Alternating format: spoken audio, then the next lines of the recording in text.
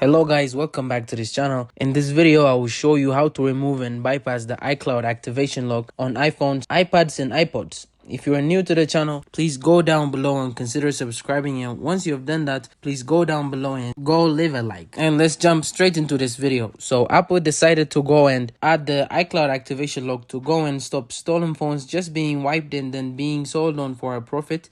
It's basically designed to go and stop that happening.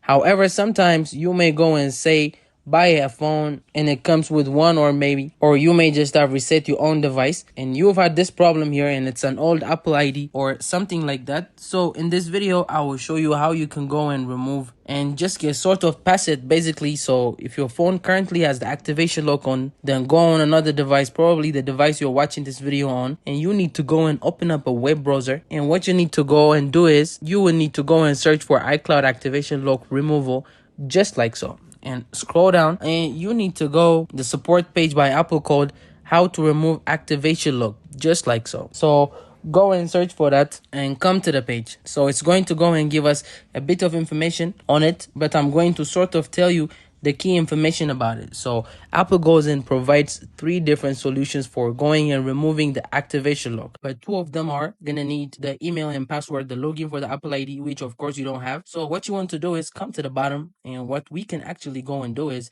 go and start a support request. You are going to need to have a proof of purchase documentation, and I'll explain what that is in the video. So what you want to do is click on start an activation lock support request, just like so, and this is going to go and take you here. So you can see it says turn off activation lock, and just before you get into the support request, you can also consider just going and resetting your Apple ID password.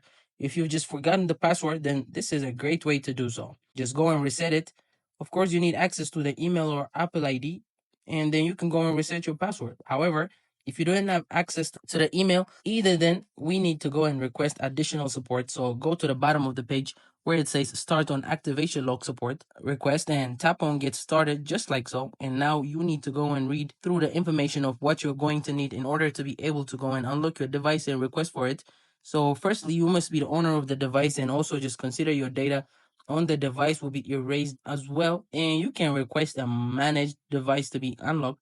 So if it's from your IT department, go and contact them, and also your device must not be in lost mode. So once all those things are covered, then read through the terms of use. I've already through them, and then agree to the terms and go and tap continue. So what you need to do is go and enter your email there, and then you need to go and enter your serial number, your IME number, and your MIED. So you're probably thinking I need my device to go and find this in the about section.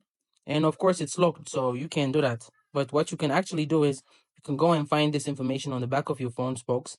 So here is my device box, and as you can see in the bottom left on the rear side of the box, you can go and see those numbers. You have got the serial number, the others as well. I can go and show that just because it will say pretty personal. So yeah, you need to go and enter one of those in there, and then you go and enter the characters in the image, and then you can go and tap continue, and then Apple will guide you through the rest. After you have filled in all the information, then Apple will be sort of reviewing it, and then they're going to go and send you an email to the email you said at the start of the form, and then that's going to give you a bit of information on what the next steps are. If they can go and unlock it for you, as I said before, Apple have done this for the consumer's benefit in general, because it does just reduce phones being stolen and Apple device in general being stolen. So there we go. I hope you did find this video useful.